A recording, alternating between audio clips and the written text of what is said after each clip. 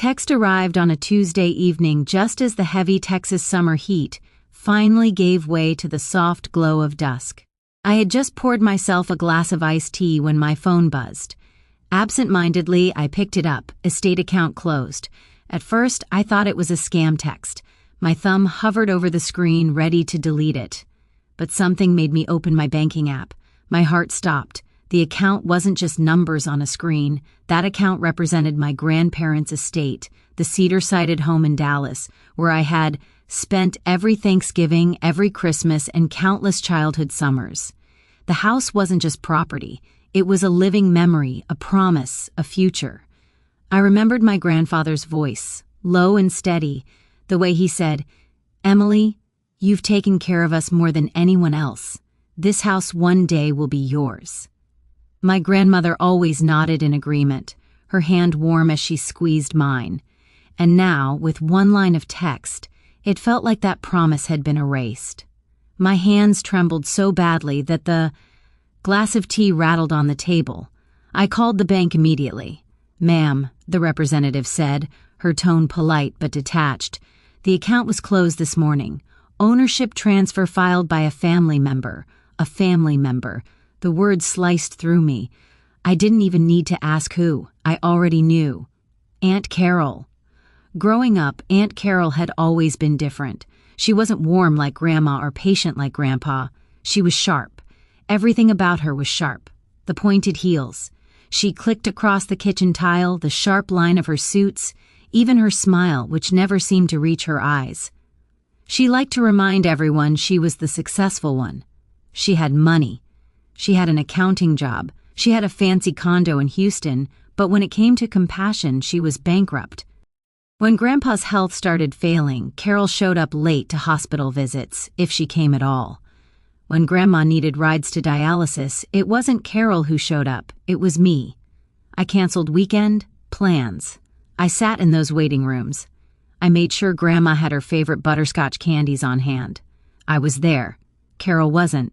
And yet somehow she always managed to twist conversations until she looked like the beautiful daughter, the responsible sister, the one who deserved more. I remembered one Thanksgiving in particular about 3 years before they passed. The house was alive with smells roasted turkey cinnamon pies cooling by the window, sweet potatoes with marshmallows caramelizing in the oven. The Cowboys game played softly on the living room TV, while laughter echoed through the halls. I was in the kitchen mashing potatoes when Grandma leaned close. Her voice was soft, meant only for me. "You have such a good heart, Emily. This home, it belongs to you after we're gone.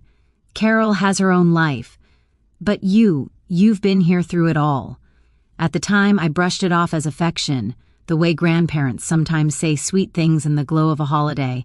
But now, replaying that memory against the bank's message on my phone, it hit me like a hammer. That house wasn't just brick and wood. It was my inheritance, my anchor, my legacy. And Carol had stolen it. That night, I couldn't sleep. I tossed and turned my mind, replaying every scene like an old home movie. Grandpa sitting in his recliner, reading the morning paper. Grandma humming hymns as she kneaded dough. The porch swing where I studied for exams. Every corner of that house carried a piece of me. By midnight, I couldn't stand it anymore. I got in my car and drove. The streets were quiet, the kind of quiet only a Texas suburb knows. Cica's buzzing in the trees, sprinklers hissing across manicured lawns. When I pulled up to the Cedars house, my stomach dropped. The porch light was off. The windows were dark. And in the yard, leaning slightly to the side, was a cruel joke of a sign. Sold. I sat there in my car, gripping the steering wheel until my knuckles turned white. Tears blurred my vision, but anger burned hotter than grief. How could she do this? How could she erase decades of love and memory with a single forged signature? In that moment, as the cicadas sang and the night pressed in, I made myself a promise. I wasn't going to scream. I wasn't going to beg. I wasn't even going to confront her. Not yet. No, I was going to fight. And Carol would never see it coming. The next Saturday, I found myself sitting at an Applebee's in Arlington, staring at a basket of untouched mozzarella sticks while my family chattered around me. It was supposed to be a casual get-together. Aunt Carol had organized it, texting everyone with her usual bossy tone. Family dinner, 7:00 p.m., don't be late. I almost didn't come. Part of me wanted to stay home, curl up under the covers, and pretend none of this was happening. But the other part, the stronger part, needed to see her face. I needed to hear it from her own lips. Carol arrived late, of course. She always did. She swept into the booth wearing a navy blue pantsuit, diamond studs glittering in her ears as though she was walking into a courtroom instead of a casual chain restaurant. "Well," she announced, sliding into her seat, "I guess you've all heard the news. The house is finally off my hands. Closed the deal this week." She said it like she was bragging about selling stock, not the home where we'd celebrated decades of Christmases. My mother shifted uncomfortably. My father looked down at his menu, silent. Nobody met my eyes. Carol glanced at me, her smile sharp. "Honestly, Emily, it's for the best. Houses are meant to be sold, not clung to like old teddy bears. You're too young to handle that kind of responsibility anyway." A few cousins chuckled. Someone muttered, "She's right, you know." My throat tightened. Every fiber of my being wanted to slam my hands on the table to scream that she had no right, that Grandpa's promise was real, that she had forged her way into something that wasn't hers. But I didn't. Instead, I took a sip of water, forcing my hand to stay steady. "Sure," I said softly, "if that's how you see it." Carol smirked, clearly satisfied. She thought she'd humiliated me into silence. And maybe for now she had, but inside a different kind of fire was burning. That night when I got home, I spread every folder, every scrap of paper I owned across my dining table. The surface quickly disappeared under piles of documents, tax forms, medical receipts, letters written in my grandparents' handwriting. The first thing I found was a stack of hospital, bills from Parkland Memorial, all paid with my debit card. Tens of thousands of dollars I had spent to keep my grandparents comfortable in their last years. Proof that I wasn't just the clingy granddaughter Carol wanted to paint me as. Then, tucked between some Christmas cards, I found a letter from my grandfather. The ink was faded, but his steady handwriting was unmistakable. "Emily, thank you for all you've done for us. When we're gone, the house is yours. Don't let anyone tell you otherwise." I pressed the letter to my chest, tears spilling down my cheeks. This was it. This was the proof I needed, but I knew a letter alone wouldn't be enough. Carol was cunning. She had a way of twisting facts, of making lies sound like truth. I needed more. The next week, I started making quiet visits.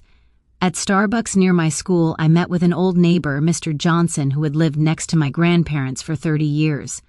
Over the hiss of espresso machines, he recalled a sum. Or afternoon when Grandpa had told him, "We're leaving the house to Emily. She's the only one who's been here for us." I scribbled every word into my notebook. Then I called Mrs. Alvarez, the family friend who had driven Grandma to church when I couldn't. She remembered hearing the same promise over coffee in Grandma's kitchen.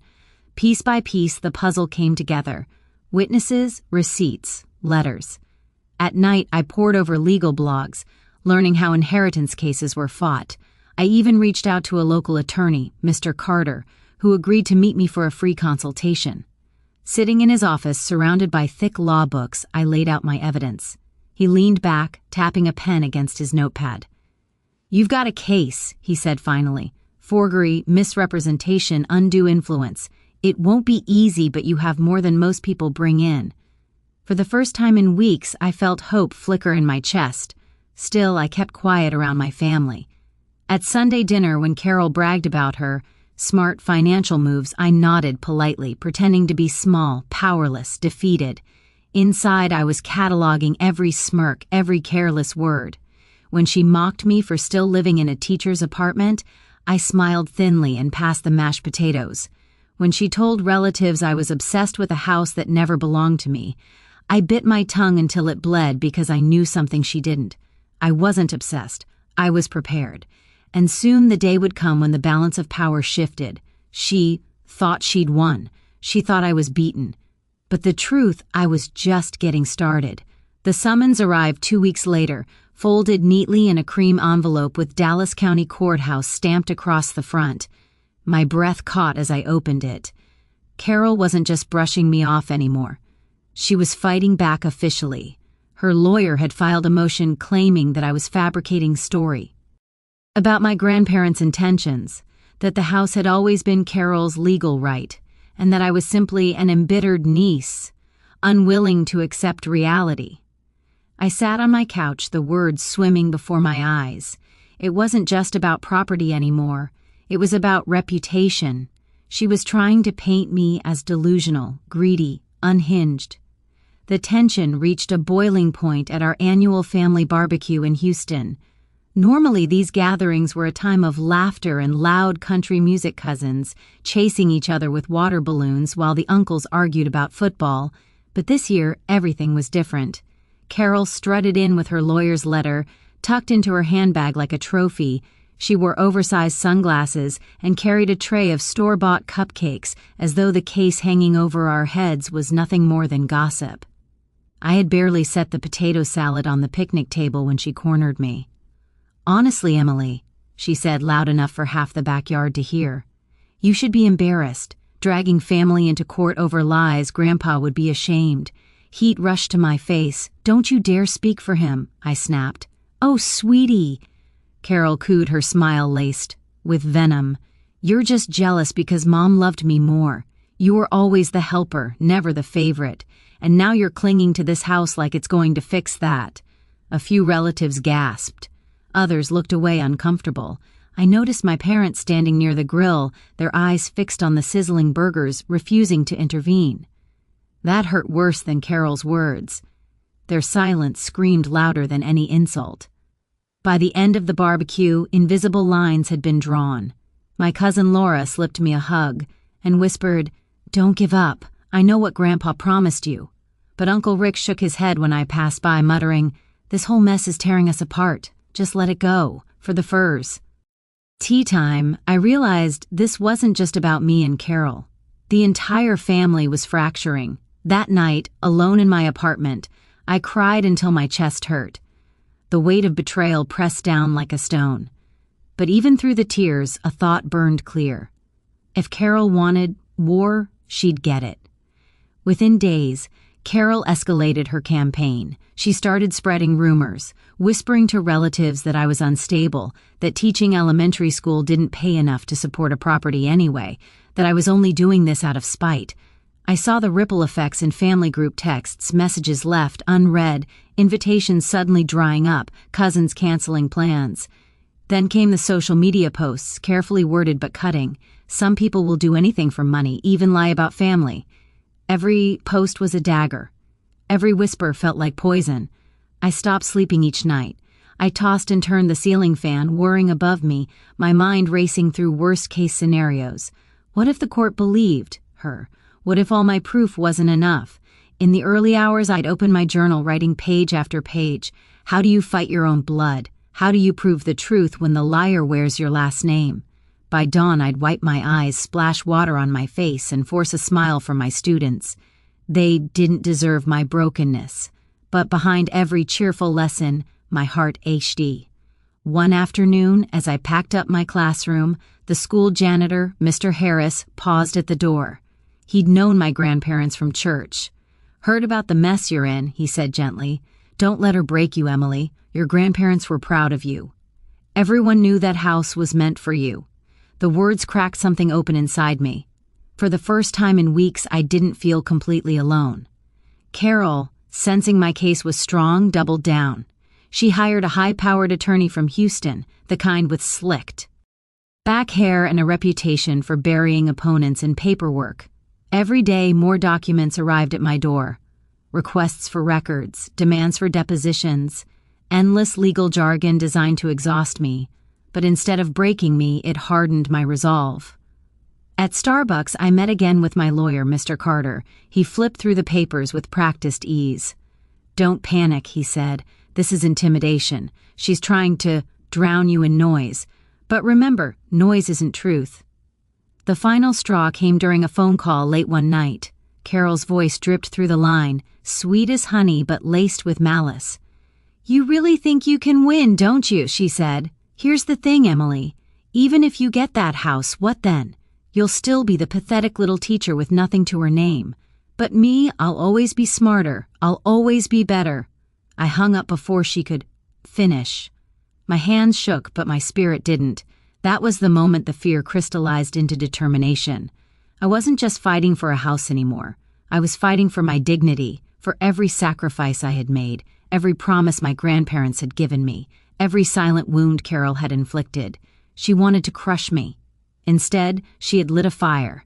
As the court date loomed, my world shrank to a single focus.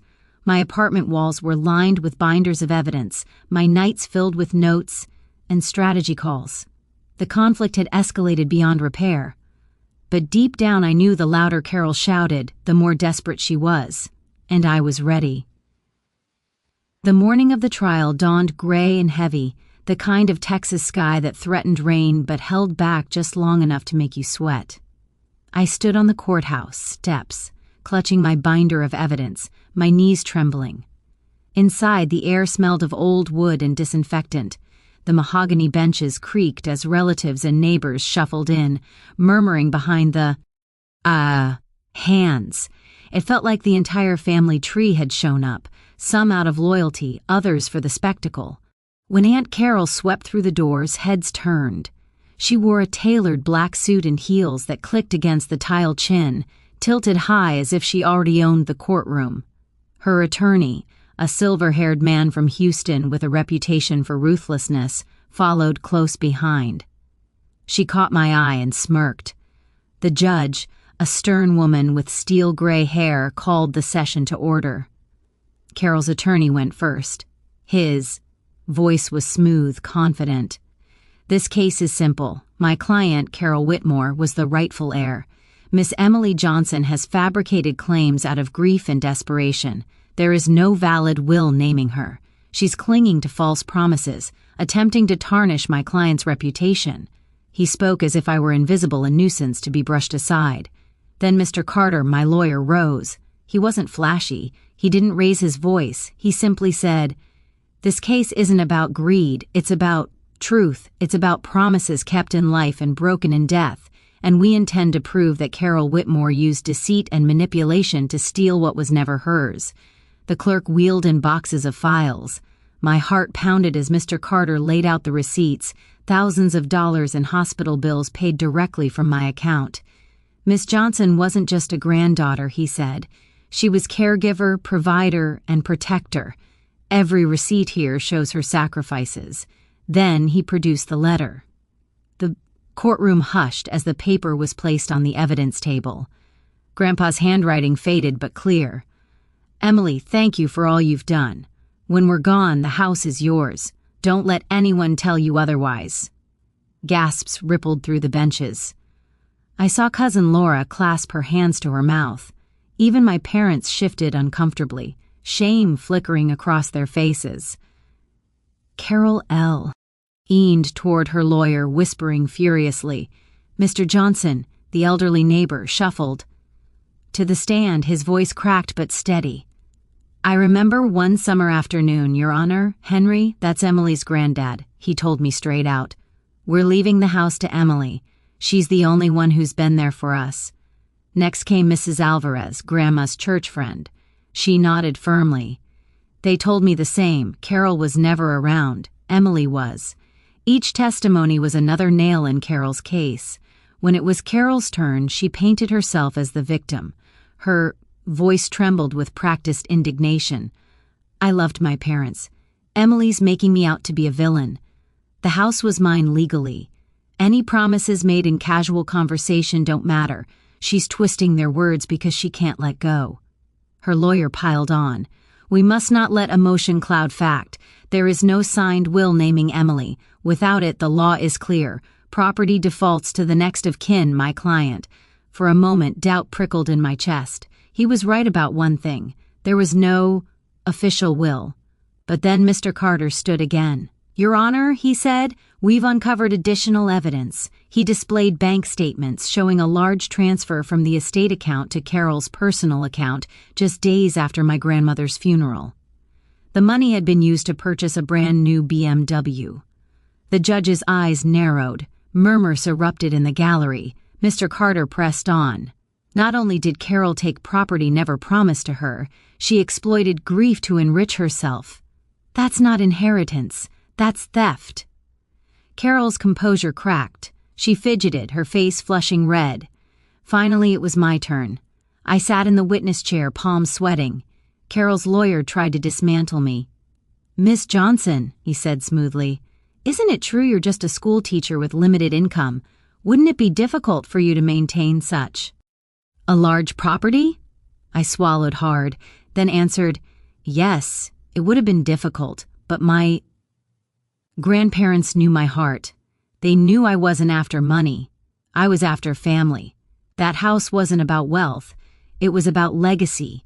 For the first time, my voice didn't shake. Mr. Carter called Carol back to the stand. He slid Grandpa's letter toward her. "Is this your father's handwriting?" Carol hesitated. "Yes. And do you deny that he wrote this?" Her lips parted, but no sound came. She looked around the courtroom at the relatives, at the judge, at me. For once, the sharpness drained from her smile. The silence was deafening. Finally, the judge banged her gavel.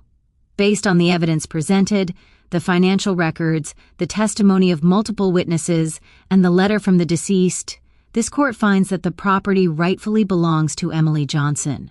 Furthermore, we find that Carol Whitmore acted in bad faith and engaged in fraudulent behavior. Restitution will be ordered." The words echoed like a hymn. Around me, family members whispered. Some looked relieved. Others looked at Carol with thinly veiled disgust. Carol herself sat frozen, her carefully constructed facade crumbling. And I, for the first time in months, I breathed. I didn't cheer. I didn't gloat. I simply turned my eyes toward Carol and whispered just loud enough for her to hear. "I told you, silence can be the loudest revenge." The gavel's echo still rang in my ears as I stepped out of the courthouse. The air smelled different, crisp, almost clean, though maybe that was just the weight lifting off my chest. For the first time in months, I felt taller, as though I'd been hunched under Carol's shadow and finally stood upright. Behind me, relatives filed out in silence. Some avoided my gaze. Others, like Cousin Laura, squeezed my arm and whispered, "You did it. I'm proud of you." But the person I searched for, my father, only offered a tight nod before turning away. My mother trailed behind him, eyes downcast. Their silence was its own verdict. They weren't happy I dragged family into court, even if I was right.